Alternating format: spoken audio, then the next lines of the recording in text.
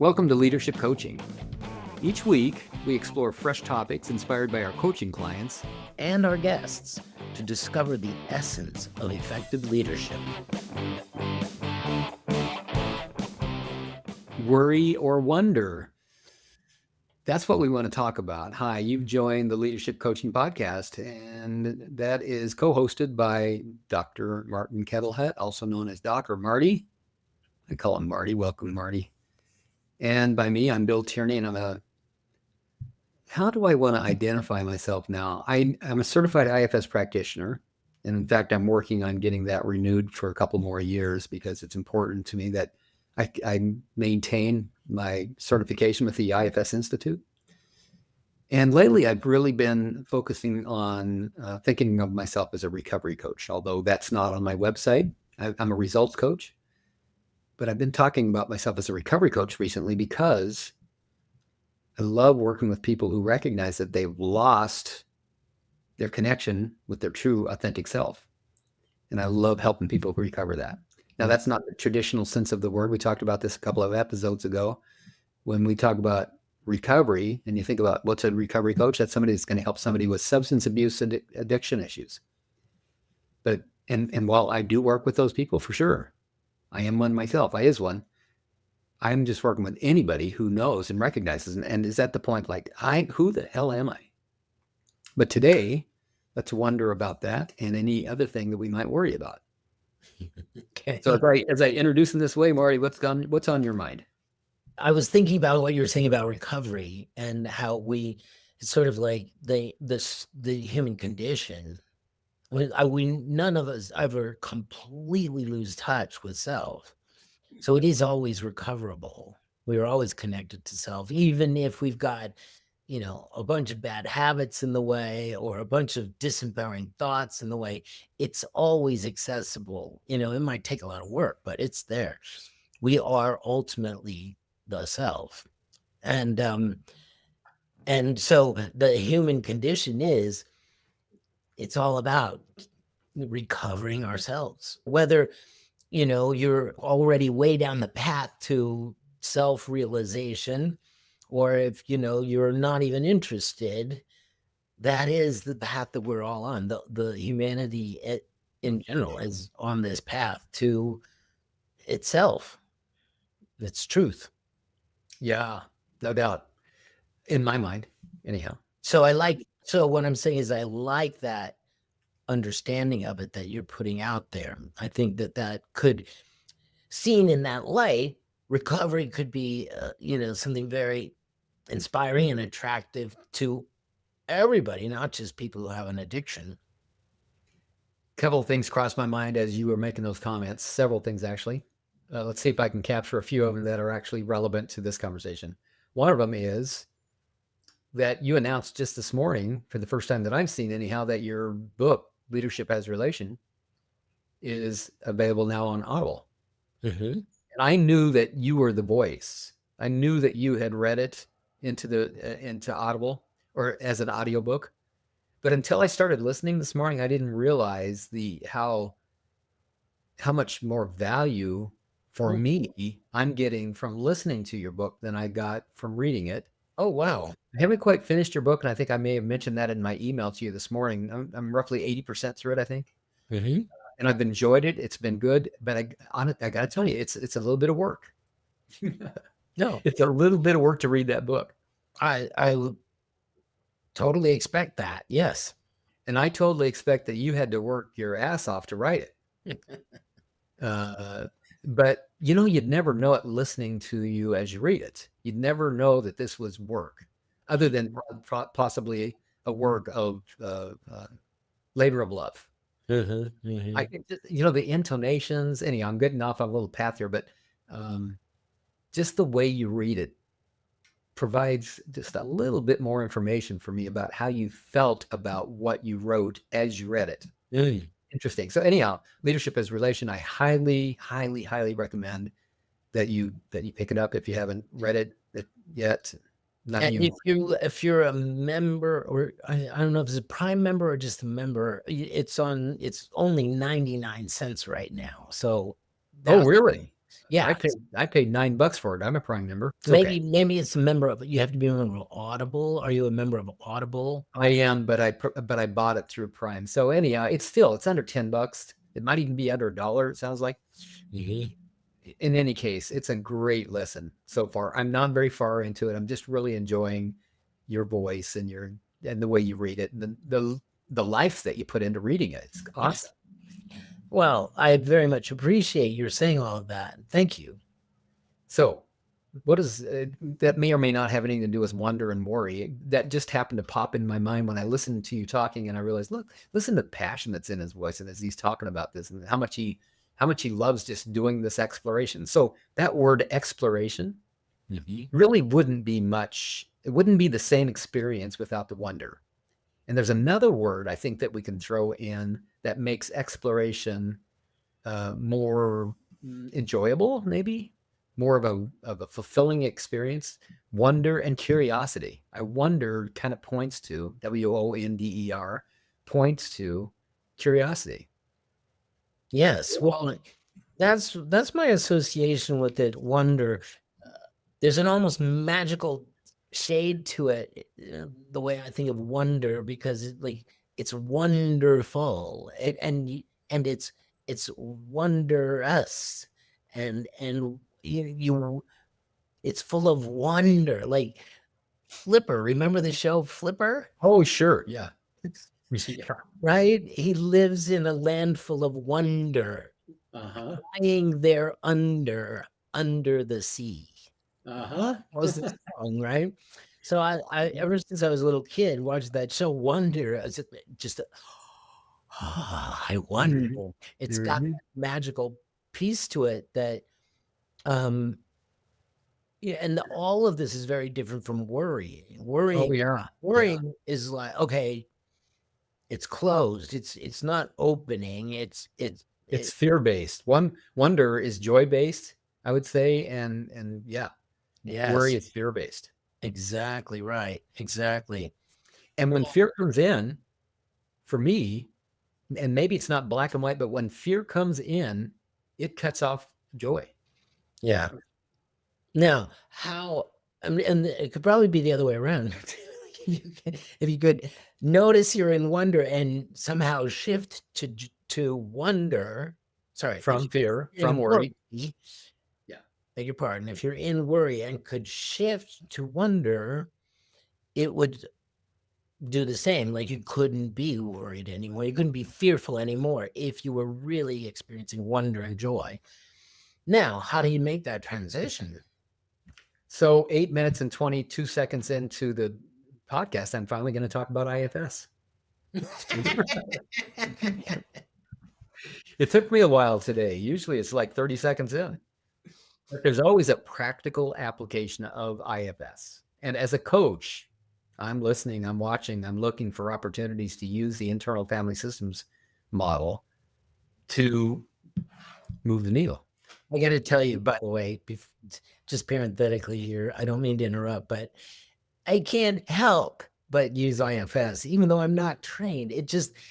I see it and I hear it all the time with my clients now. And so I'm not doing it probably as expertly. I'm definitely not doing it as expertly as you would, but even simple, man on the street kind of IFS questions can be very helpful to clients. And I can't help it now. I can't see the world without family systems anymore.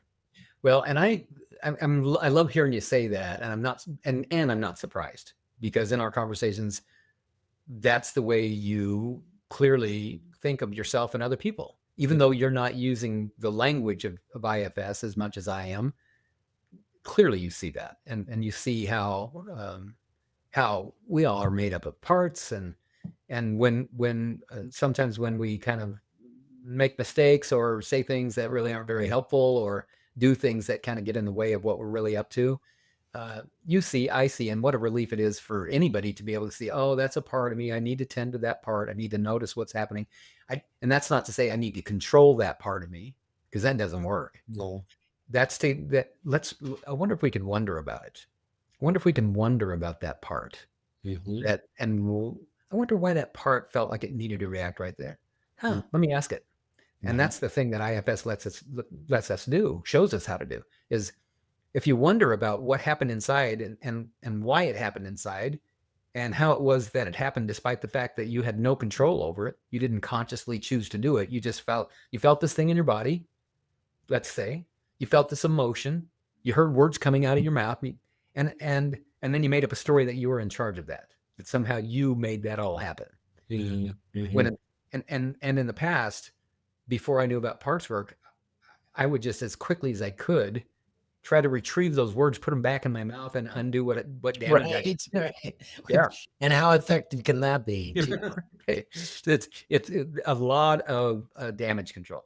So I interrupted your train of thought. You were going to say at 8 minutes and 22 seconds, you were going to say, here's what IFS, you want to bring IFS to this wonder. Well, and you're saying, how do we shift from worry to wonder? I Yes. believe that's the question, Right. or something to that effect. And so let's get curious about what parts of us would be worrying. And first of all, maybe we even should say, let's first notice that there are parts of us that influence us to begin to worry. I have a worrying part. I might have 100 worrying parts, but let's just say in any given situation, 3 o'clock in the morning, my eyes blink open. I look up into the dark, onto the dark ceiling, and my mind is cranking, ruminating, worrying about something. And it doesn't matter whether other parts of me think it's important what it is that I'm worrying about it. This part that's worrying at 3 o'clock in the morning, if I can then be separate from the part that worries about whatever it's ruminating about, and get curious about it and wonder what's going on with this part. Now, I don't want to be doing that. I want to be sleeping at 3 o'clock in the morning. And what I'll tell my clients a lot of times is, if you want to get back to sleep, make sure you have your calendar or a notepad next to your bed so that you can negotiate with the part and say, hey, do you mind? Can we do that at 9:45 tomorrow morning? Can we talk about this? I promise I'll get back with you. We'll spend 15 minutes together and we'll think this all the way through. But right now, do you mind if I get some sleep? And amazingly, 9 times out of 10, that really works for people if they have a relationship with their parts. Parts will say, oh, yeah, but boy, keep your promise. Make sure that at 9:45, you don't blow them off. And because then they'll be back at 3 o'clock in the morning. And next time they won't believe you that you're going to talk to them at 9:45 in the morning. So to answer your question, when there's worry, a part has for them a valid and legitimate concern. If we just try to manage and control the part and say, shut up, I want to go to sleep, I'm tired of listening to you. By the way, that would be another part that's interacting with that worrying part. Then the internal conflict and battle will just continue. I'll continue to have trouble thinking or sleeping and thinking, and nothing will get resolved. So I'm not going in and connecting with my parts so that I can fix whatever problem that they have. I'm going in and connecting with my parts so I can wonder about what it is they're worried about from a place of not being worried. Okay. So there's one separates from the part in order to get curious about it. Another thing that I'm noticing here is that worry is imagining the future and generating thoughts about it. Wonder is being in the present and exploring it, right? That's another shift, a part of the shift. So yes, there has to be this looking at rather than just being the part, that separation within, so that you get curious about part of yourself. But then there's also a shift from dwelling thought with your thoughts on the future that has to be brought into the present and question, getting curious about what's going on right here now. Yes. Yeah, you're absolutely right. It's not just about when there's worry. Is it always about the future? Well, it certainly isn't about the present, is it? Because at 3 o'clock in the morning, unless the house is on fire or grizzly bears breaking through the door, there's nothing to be afraid of. Right. And it's different from the sorts of psychological relationships we have to things that happened in the past, like regret, right? Worry is about something that's coming, isn't it? It could be, yeah, it could be a combination of that regret. God, wish I hadn't said that to her before we went to bed. Mm-hmm. I wonder how she's doing. I wonder if she's mad at me. I wonder how tomorrow morning's going to be. I wonder if she's awake right now and pretending to be asleep. So that's a worry about something that happened in the past, but it's also, as you say, a concern about the future. I just noticed something very important to pass on to the listeners too. Like we often use the word worry, I'm sorry, wonder, as you just did, which was to mean worry. Oh, good I catch. wonder if she's gonna. I wonder. What you were actually worrying. So it's good to know we use the word wonder sometimes when we're actually worrying. Oh my, that's a nice distinction there, Marty. Yeah, you're absolutely right. I did use it in that way. And that's not to say I need to be more careful with my language at all. It's just notice that the wonder that we're talking about Right. Is different. Yes, exactly. is curiosity, joy based, as Mhm. we said earlier on. It's Mhm. not the fear based wonder.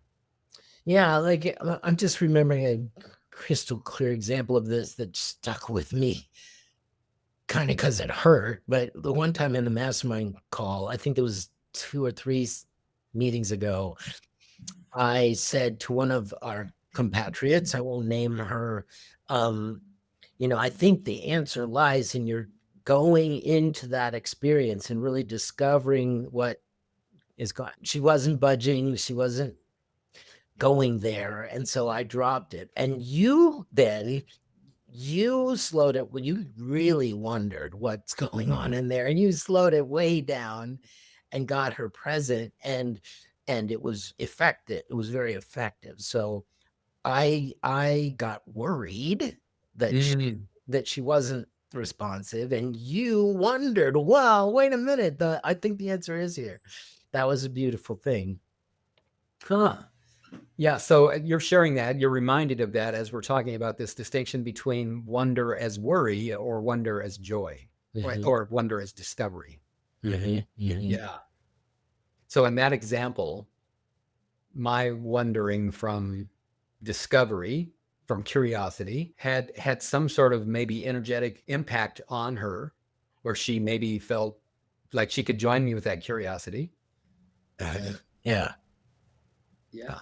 Yeah, I think it had that wonderfulness, that wondrousness about it. You got her to get curious about herself, right? And that was what was very effective about it, your coaching her. You know, I'm as we opened up the episode here today, I was and you were talking a little bit, and I thought about who do I know in my life that it goes to default worry, and who do I know in my life? Yeah, you okay? And It was just like the way of being in my family of origin. That's what we did about everything, you yeah, know. Something great happens, somebody comes to the door and gives us a box of cookies for Christmas, and I wonder if they're safe to eat.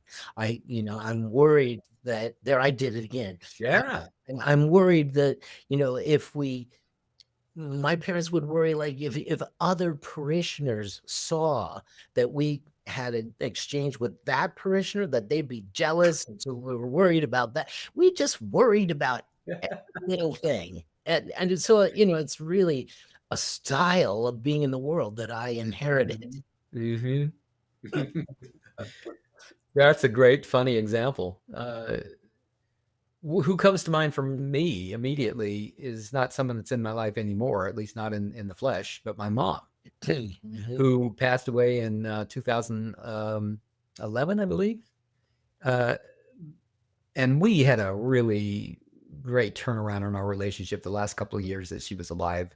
She and I both knew that she didn't have much longer to go. Her body just kept breaking down, and Mhm. every once in a while she'd end up in the hospital, and uh, she had lung problems because she'd smoked for decades, and heart problems that were associated with that.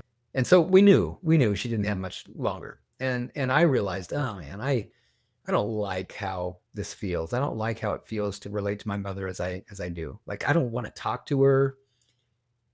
I have a lot of judgments about her. I'm still resentful and angry about things that have happened in the past. And I happened to be talking to fellow member of AA when I was still participating in AA back in, I don't know, 2008 or 2009. And he was telling me about an amends that he had made, how his sponsor had challenged him to make amends to his mother. And he felt much like I did about my mother at that time. Like, she abandoned me. She did this, she did that. And the sponsor said, this was the ninth and 10th step. Like, made a list of persons we had harmed, and became willing to make amends to them all. And my friend just couldn't find anything that how he had harmed her in any way, shape, or form. And so the sponsor pointed out to him, what do mothers want? Regarding their children, what do mothers want? They want to know that their children are okay. That's really all they want. And by you refusing to have conversations with her and letting her know how you are, how your wife is, how your family is, how your kids are doing, you're really cheating her of that. Do you really need to continue to punish her in that way? And he just nailed my friend, just nailed him. Yeah.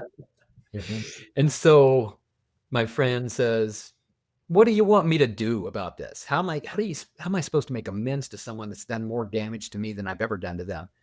And the sponsor had to work with him a lot more and say, let's get the focus off of your hurt. We can talk about that separately, but you've hurt her. Can you at least acknowledge that you've hurt her by cutting her off from communications? Yeah. I mean, he told me this story. I wasn't there, but he told me the story. And he said, boy, that was hard. That was a hard pill to swallow, man. But he said, yeah, finally he admitted, yep, I see that I've hurt her, and I can see that I hurt her because I really did want to punish her. I knew I was hurting her. Now that you pointed out, I realized this is the only way I know to hurt her. So he said, sponsor, what should I do? And the sponsor said, start calling her every Sunday. Just say, hi, Mom, this is so-and-so.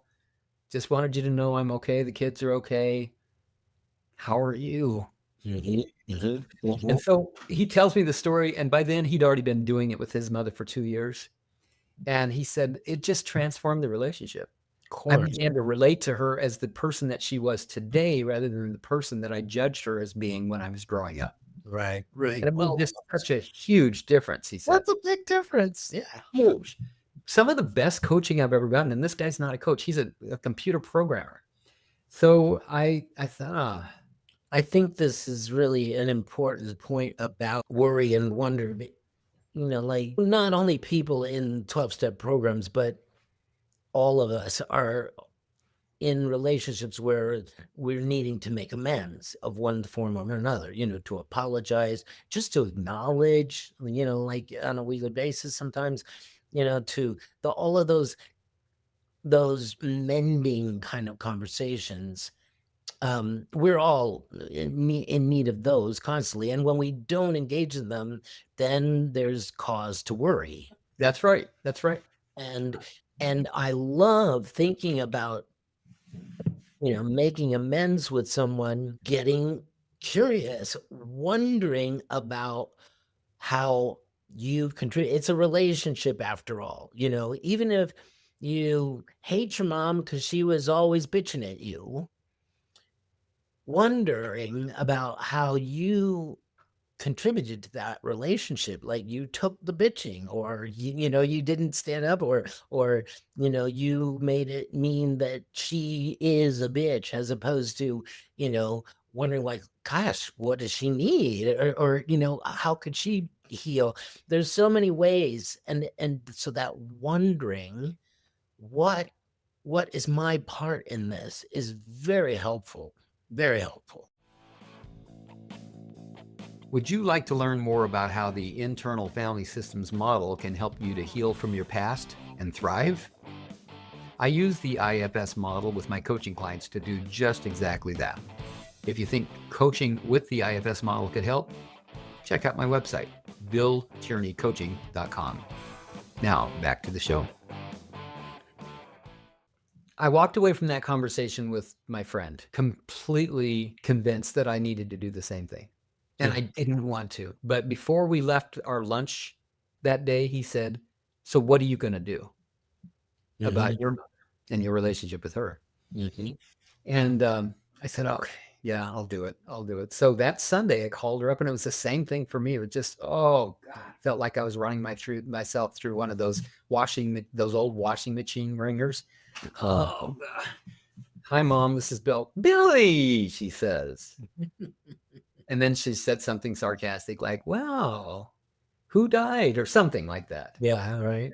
And I said, "Mom, I just wanted to let you know that I'm doing good. The kids are doing okay. I'm sorry I haven't called you for a long time, and I'd like to just call you every Sunday if that's okay. How you doing?" And I listened to her do what she did at that time for maybe 5 minutes. It was as much as I could take. So here was my complaint about her. She worried about everything. So if I was going to have a conversation with her, she was going to tell me everything that she worried about. Well, I've got 6 siblings at that time. Excuse me, 7. No, right. I lost count. 6 siblings. And there were 7 of us.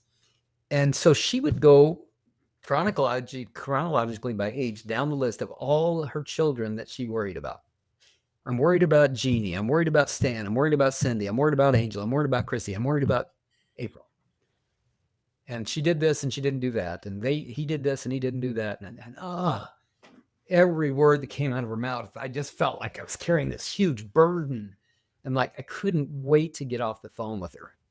So, I mean, I was really feeling like I was paying a price by making this amends. Mhm. I'm really sacrificing because I'm tolerating putting up this bullshit from her. So finally, I keep doing this every Sunday for like 5, 6 months. And finally one day, I look back on this now and I realize this was probably a better amends than anything that I'd ever done, even calling her. That was great. But I said, before we get started today, Mom, I want you to know that it's hard. These conversations are hard for me because it's hard for me to hear everything that you worry about. I'm wondering if there's anything that you're happy about in your life. Could you tell me about that? And there was this long pause, and I was waiting for the dial tone. And she didn't hang up. And she didn't thank me for saying that, but she stopped complaining. Mhm. And something shifted in our relationship at that point. We shifted from worry to joy. She started telling me about the things that she was really pretty happy about. Well, I saw your grandma the other day. She's still alive, still smoking at 92 years old, and she's still kicking. And, I visited your dad's grave, and, she started complaining about that and caught herself and said, so I cleaned it all up and looks good and started driving. That's Mhm. 69 years old or whatever she was at that. And it changed everything, not just because she started focusing on what she was happy about, but because I spoke up and said, this is why this is so hard for me. And it changed everything. So the last 2 years of her life, we ended up having a dramatically different relationship than we'd had the first 7, whatever it was, however old I was when she died. Yeah, years of my life. A similar thing, one of the most transformational conversations between my dad and myself was similar. Like I didn't have anything to apologize for. I couldn't think of anything that I had done wrong. I would be different now, but at that time, so I brought up I wondered about something. I wondered out loud to him, like, how he reconciled all these great qualities, um, teach me how to play baseball and taking us camping in the 10,000 lakes area, and teaching me to be an ethical person, all these great things. And I just wondered with him how he could also have such a temper and treat moms so abusively verbally, and give us the silent treatment as a family for months. And I just wondered out loud with him. Mm-hmm.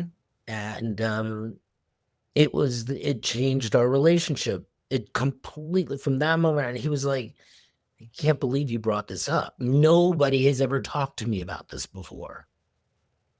And I feel really bad about it. And I've never been able to say that.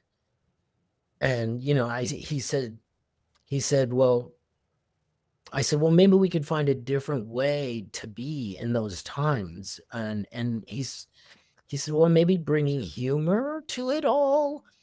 And I said, well, then let's see how that works. And he said, well, sometimes when I'm really angry and I'm taking it out on the family, I just want to kick myself, but I can't get my foot around there.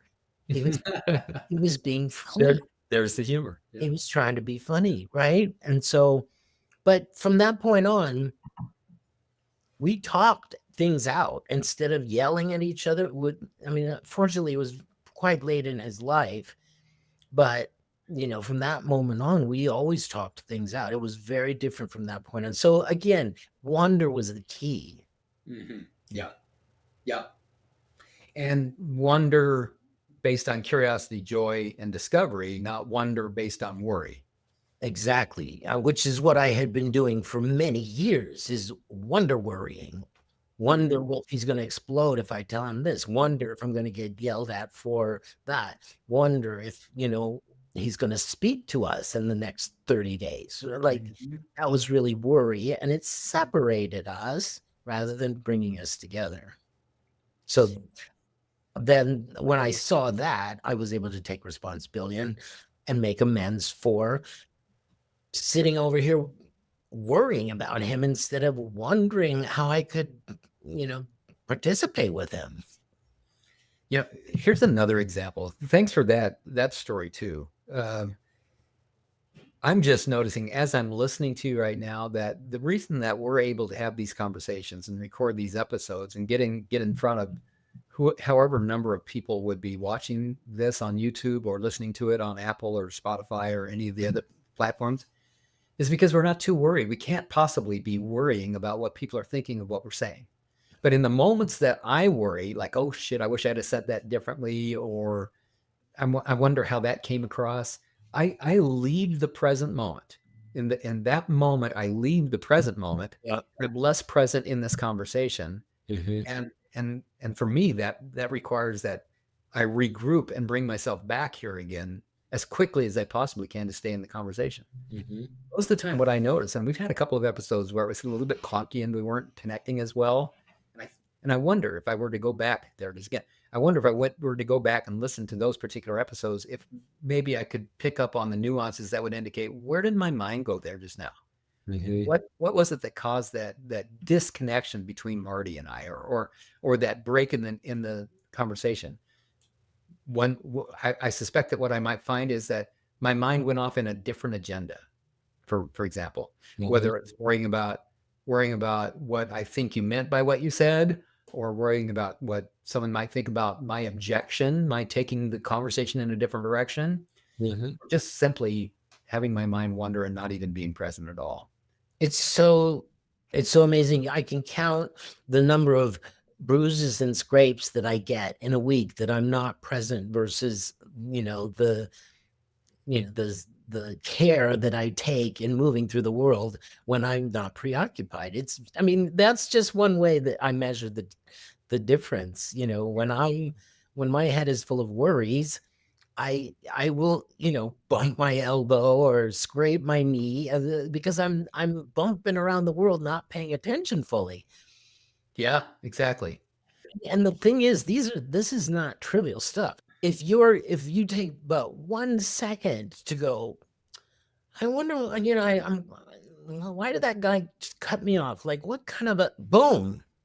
The accident can happen. I don't mean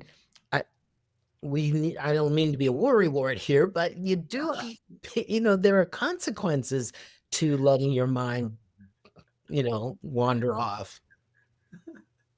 I'm worried that if I let my mind wander, I'm gonna wonder how I got in that accident.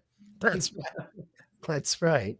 So we've gone from wonder. It doesn't take much time at all. It's incredible, and I can immediately see as soon as I've done it, like that's, it happens to me sometimes when I'm swimming my laps because it's repetitive, and you're attempting to pay attention the whole time, but every once in a while it's like, oh wow, that's a nice bathing suit in the next lane, and conk, you hit the wall, or you tear a muscle or something.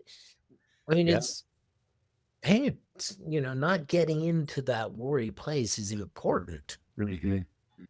I was just noticing that the conversation started out in my mind as the contrast between a black and a white, between a yin and a yang. It is worry or wonder, worry versus wonder. And now, thanks to this conversation, I'm thinking of worry and wonder in a different way. Mhm. Worry, fear based, can include wondering, but if it's fear based wondering, it's not the same as the quality of life that comes about as a result as joy, curiosity, and discovery based wonder. And just to underscore what you're saying, I have a client who, instead of a gratitude journal, a lot of us, have discovered from one source or another the value of stopping to be grateful and recognize what we've got and how life altering that can be in the long run. I have a client that chose to keep a wonder journal, Oh, things that he wonders about, things that he finds wonderful, things that sure. are wondrous to him.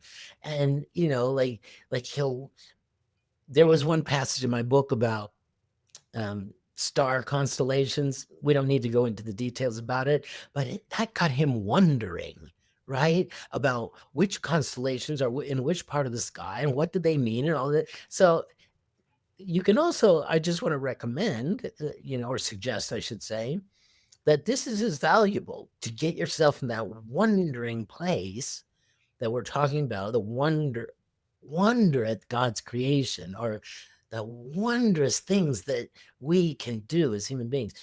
To get yourself in that mindset, that keep a journal of wonders, just like you would a journal of things you're grateful for.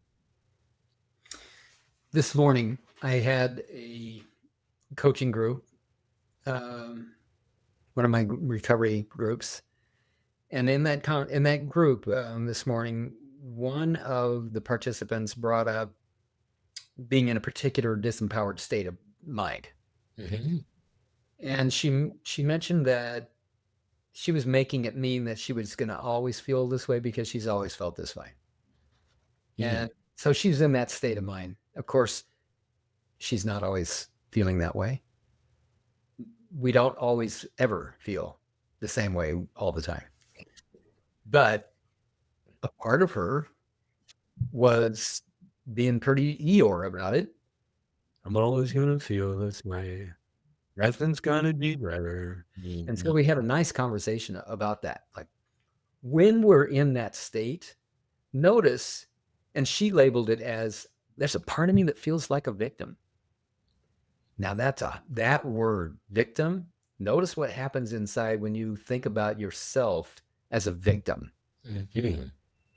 As adults, for most of us, and I'll just speak for myself, if someone were to say to me, Bill, you are acting like such a victim, that would really activate some. Well, that's been pointed out to me on our mastermind calls before, by the way. And What was the effect? That's what I'm looking for here. I felt small. I felt wrong. I felt embarrassed. Like, oh my God, I got caught being a bad boy almost. Yeah. Yeah. So here's the point that I made in the group. At one time or another, probably many times for many of us, we were actually victimized, Mhm. especially as children when and when we don't have the power, resources, or influence to be able to do something about something that's happened that's painful, Mhm. that hurts. Yeah. And fortunately, and Carl Jung states this so well, and then Francis Weller is the one that taught me that Jung states this so well in his book, The Wild Edge of Sorrow, that the psyche has the ability to fragment off and bundle up these highly concentrated bundles of energy so that we can survive those kinds of situations. Yeah. Because I want to say that, step one in the 12 steps, we admitted we were powerless over fill in the blank and that our lives had become unmanageable. That word powerless, that Mhm. is part of feeling victimized. Yes. I'm in the state of powerlessness. There's nothing I can do about it. I am at the mercy of, I'm the victim of something, of some Yes. experience. Yeah. So when a part of us, first of all, let me just say it this way. When I'm feeling victimized, first of all, I'm not going to tell you that because you might say, Bill, you're acting like such a victim. And I don't want to hear that. It makes me feel the way that you just described so well. Like I've done something wrong. I'm small. I'm ashamed of myself. I'm feeling embarrassed. I have no power. I have no power. I don't want to admit, and I can't. If I actually believe I don't have any power, the last thing I want to do is let the world know I don't have any power. I'm screwed if I do that because I feel like I'm at the mercy of something. I can't give away any power that I don't even have anymore. So, anyhow. So where we went with that was, does that make sense that if we had to fragment off parts of ourselves that felt victimized, that those victim states of being are still innocent somewhere? And doesn't it also make sense that as adults, when life pokes us especially hard and we are at a reduced capacity on low power mode and don't have access to true self, that we would feel that those same feelings associated with being victimized, feeling powerless? So here's the point that I wanted to make with my coaching clients is that we all get into those states. And when we're in the states, because we don't have any access to power, there's nothing we can do about it. We are actually powerless. What if before we get into those states, knowing that can and will happen, most of us still have that highly concentrated energy fragmented and stored somewhere inside of us. And most of us have lives that no matter what we've done to avoid having that triggered or activated, life still finds ways to activate and trigger the victim in us. What if we knew what to do in advance so that when we don't have any access to our own power, we know there's something that we can do to get ourselves out of that, out of that victim state? So we thought of a couple of things like gratitude, and it occurs to me wonder. Let me find one thing that I can be grateful for. Oh, this thermos, it keeps my water cold. Oh, I'm so grateful for that. Presence. Oh, look at how big that screen is. Jeez, look at that. It's framed in. So being present, just noticing something in this present moment. Oh, my breath. God, I forgot that I had breath. So it brings me back into the present moment. That's a way to get power back. Yes. When I don't feel powerful. Right. Because you can't affect anything in the past or the future. You can only affect something here in the present moment. So that's the only place you can have any power. Exactly so. And interestingly, by doing whatever I can to bring myself into the present moment. By the way, I mean, it's a little late to speak about techniques for Thanksgiving dinner with your relatives, but there'll be many such occasions going forward, especially in this deeply divided society of ours, to wonder about the people on the other side, as opposed to worry about what's going on, and curious. Yeah. I wonder why they're so close-minded. All right, we need to begin to wrap up. I've got a session coming up here soon. We've been at it for about 45 minutes here. It's been a wonderful conversation. I've really enjoyed it. And there's so much more I realize that we could be saying. Anything else you want to say about wonder as discovery or wonder as worry? No, I thank you for bringing the topic, because I think it's something we can all relate to, and to have more awareness of what we're doing is always helpful. So thanks. By the way, one of my clients brought this idea to me yesterday morning. I mentioned to you before we hit record that yesterday morning, one of my clients said that she was listening to, I don't know if it was a training or a workshop, but it was based on the internal family systems model. And the facilitator of the workshop brought up this thing about wonder and worry. And wrote it down real quick. She said, you liked that, didn't you? And yes, I did. I need to explore that a little bit. So thanks, my friend, for helping me to explore that a little bit. My pleasure. Till next time. Thanks for joining us on the Leadership Coaching Podcast. Thank you for listening to Leadership Coaching, where we help you learn to lead with confidence and compassion. If you enjoyed listening, please share it. Don't miss a single episode. To subscribe and to get show notes, visit leadershipcoachingpodcast.com.